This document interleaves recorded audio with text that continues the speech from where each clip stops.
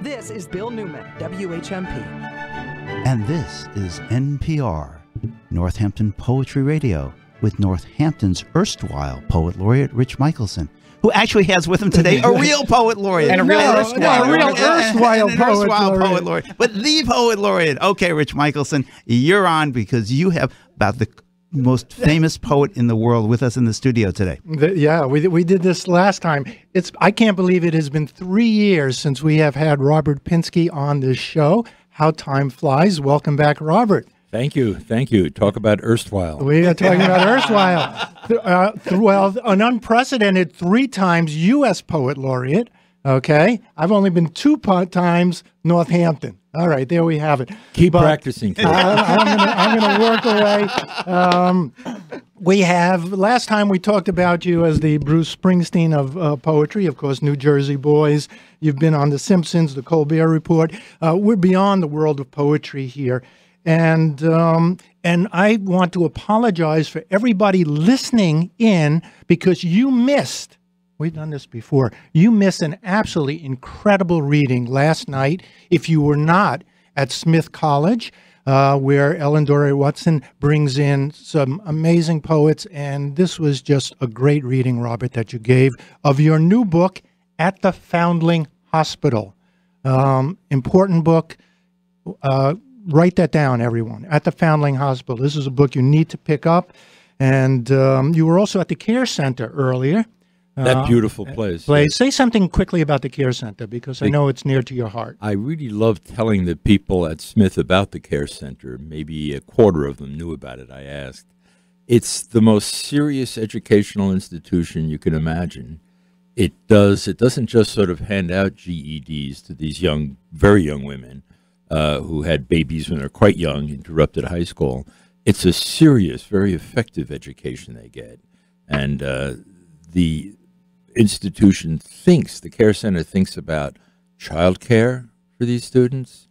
They think about their transportation, and then they work hard. I've been to the commencement, and you'll start to cry a little bit when you see how much the graduating students love their teachers, appreciate the teachers.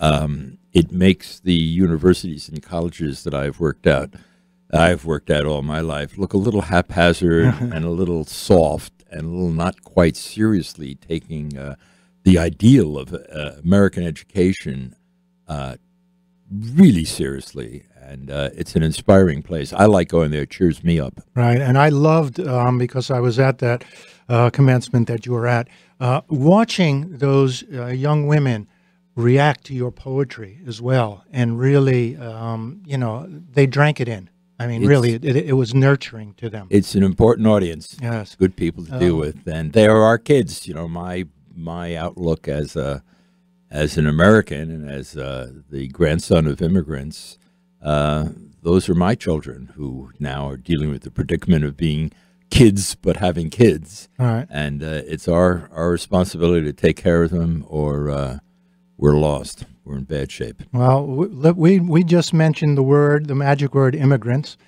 children of immigrants. When you were here last time, we really spoke about poetry in general, about your favorite poem project, about you as a public poet, bringing poet here.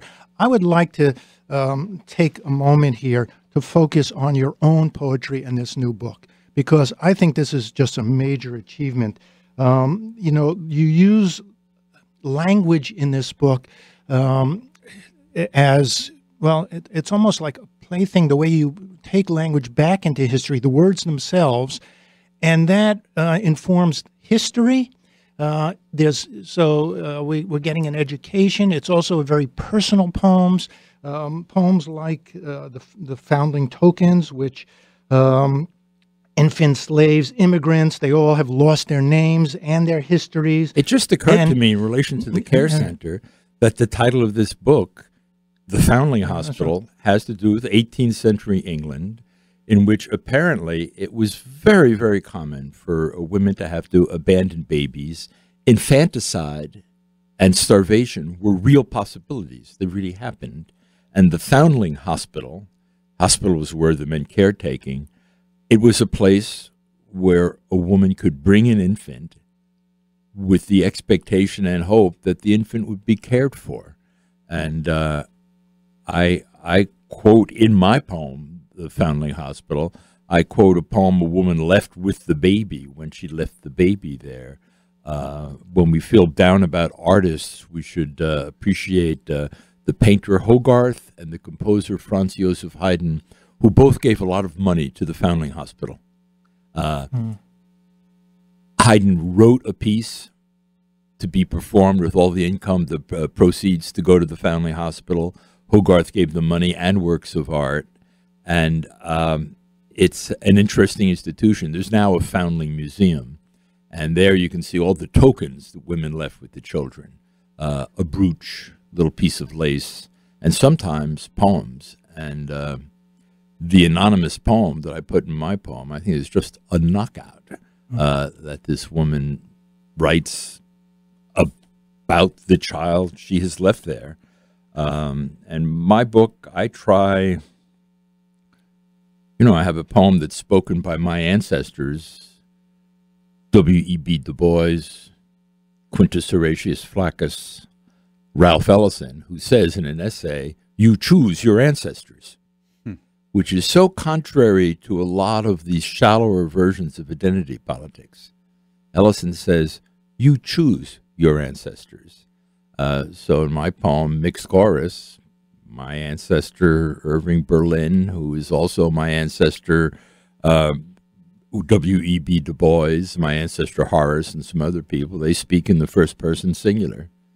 And whoever that is, mainly me, says, I wrote your White Christmas for you, which Irving Berlin did do, this immigrant boy. And then for good measure, he also wrote Easter Parade. And you could call it cultural appropriation. You could call it bending your neck to the majority culture, or you could call it culture. You're listening to NPR, Northampton Poetry Radio, on the Bill Newman Show. My guest is Robert Pinsky, poet extraordinaire. He's here with his new book, At the Foundling Hospital. We need to get a poem because one of the things that you're doing is you're using language to reclaim the lives of these immigrants, of peoples whose names were erased. And we're going to get to, after this poem, I hope, how you're using language and what we can do versus, well, let's say how the present administration is using language to erase some of these people, and you're bringing them back. You mean in a very, very, very, very sad way? Very? I would that say. way the administration uses words?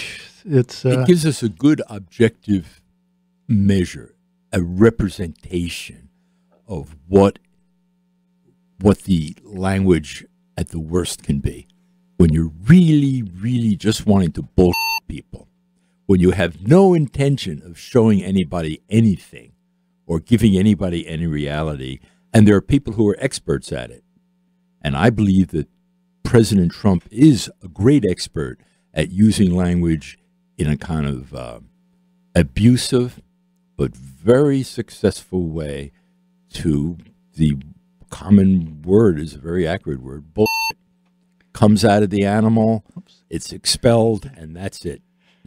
And if you edit it, if you bleep it, you can just say, this is live. So it'd be helpful if you stopped saying. I wouldn't banana. I wouldn't banana you. I won't use that word banana anymore. Here's the poem that I quote in my poem. This is a poem that a woman left with her infant at the Foundling Hospital in London sometime in the 18th century. Hard is my lot in deep distress to have no help where most should find. Sure, nature meant her sacred laws should men as strong as women bind. Regardless he, unable I, to keep this image of my heart. 'Tis vile to murder, hard to starve, and death almost to me depart. If fortune should her favors give that I in better plight may live, I'd try to have my boy again and train him up the best of men. I mean, she wrote, regardless he, unable I, It's very good writing. It's amazing writing. Can you stay for a few more minutes? Because we'd love to take a break and come back and do a second segment, or do you have whatever to run? Radio Banana you need to we do have time. is okay with me. It's okay with me. We'll be right back with Poet Laureate Robert Pinsky right after this. This is Bill Newman, WHMP. This is Bill Newman, WHMP. We are back at NPR, Northampton Poetry Radio, on the Bill Newman Show. My guest is Robert Pinsky. And Poet Laureate. Poet Laureate, Three times? 3 times, Yeah. unprecedented 3 times, never been done before. I mean, this is good stuff. So I want to talk about this book, Resistance, Rebellion, Life, a collection of contemporary poems, including your work, work by many other people, that, we are seeing We should shift. note featured in a front page story in the New York Times over this past weekend. Yes. And we are definitely seeing a groundswell of change in the poetry world. I mean, you look at your Facebook feeds, and people are starting to speak. I mean, I guess poets have always spoken out, but the media is starting to pay attention to this. Do our words, are we saving language? Again, as you said, you use the history of language to give people names, to give them their histories back that are being erased. What can we do, Robert? Truth is an important part of poetry. Truth is the second most important thing in a poem. And we know the most important thing is that it sounds good. That's the first thing, is the music. But after that, you want to tell the truth. And we are at the moment in a political moment where lies are succeeding rather well. Lies carried the electoral college, though not the popular vote. And we hear lies and fake accusations of being fake and fake accusations of faking being fake every day. And it's not new that poets are interested in truth. It's our profession in some ways. And we have a short memory, but did Allen Ginsberg never write? Did he never make fun of glib patriotism? Did Robert Lowell not write Waking Early Sunday Morning? And we'll go. And let's. Gwendolyn Brooks wrote, fight first, then fiddle. And I guess we can go back to Dante.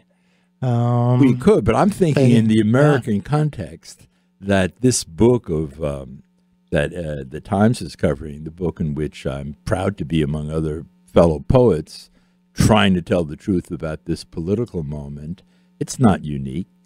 I got a laugh last night when I just quoted the title of a poem by the wonderful Nicaraguan poet Ernesto Cardenal. And I think the laugh was bigger because Trump is president.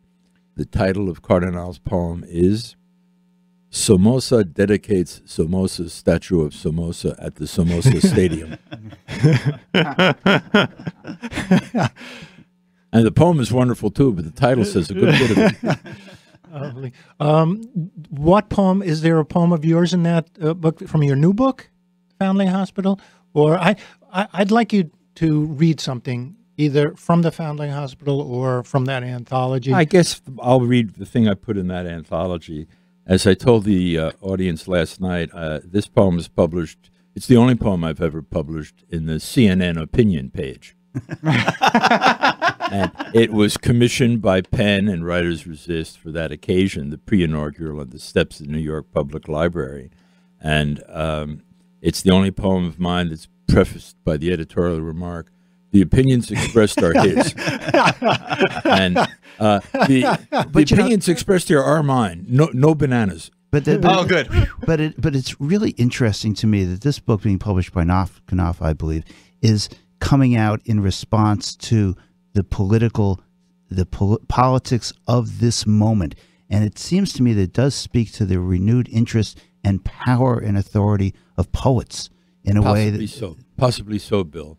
And fortunately, we can be happy that Knopf is not an eleemosynary institution. They hope to sell copies of this book, which means that in their estimation, as a successful business, people are ready to hear the truth. My poem is called Exile and Lightning, and it begins with that wonderful Ellison statement that I've already mentioned. Exile and Lightning. You choose your ancestors. Our ancestor, Ralph Ellison, wrote. Now, my fellow descendants, we endure a moment of charismatic indecency and sanctimonious greed, falsehood beyond shame. Our Polish grandfather, Czesław Miłosz, and our African-American grandmother, Gwendolyn Brooks, endured worse than this. Fight first, then fiddle, she wrote. Our great-great-grandmother, Emma Lazarus, wrote that the flame of the lamp of the mother of exiles is, quote, imprisoned lightning, end quote. Oh, my fellow children of exile and lightning, the indecency does construct its own statuary. But our uncle, Ernesto Cardinal, says, sabemos que el pueblo la derribará un día. The people will tear it down. Miłosz says, beautiful and very young, meaning recent, are poetry and philosophia, meaning science, her ally in the service of the good. Their enemies, Miłosz wrote, have delivered themselves to destruction. Un día and very young, that long ancestral view of time. Inheritors, el pueblo, fellow exiles, all the quicker our need to fight and make music, as Gwendolyn Brooks wrote, to civilize a space. Robert Pinsky, your opinions, and those are the opinions of the Bill Newman Show, if I can say, not only yours. You know, it's well, poetry is bringing us truth. It's also in your poems, always giving us history. It's showing us where we've been, where we're going. I think just incredible to hear that poem, to read. There are so many wonderful poems in the Foundling Hospital that talk about language, that try to reclaim voices. It's an important, you're an important voice, and we're just absolutely thank thrilled you, Richard. to Thank have you. It's here. probably important to say that sometimes a poem can lie, and sometimes poems are no good. And it's possible that a sitcom is a great work of art, and a poem is not so hot. But a poem is on a human scale. That's the point of those videos at favoritepoem.org, the favorite poem videos. You see a construction worker reading Whitman and talking about Whitman. You see a Cambodian-American high school student read a Langston Hughes poem, and they are giving voice. Whitman lives again in the construction worker's voice. Langston Hughes's words are the actual orchestration of the breath of that Cambodian-American high school kid. It's on a human scale. So as with anything else that people make, you can say, I think Pinsky's poem is great, or it's lousy, or I'm not so sure, but it is fundamental in the nature of the medium, which is one person's voice. And in a culture where performance and manipulation on a very large scale is so predominant, I think there is a tremendous craving we all have for something on a human scale, something that restores the idea of the dignity of the individual. Let me tell you again, that's favoritepoem.org. You should visit that site. You will be moved to tears. You will be exalted.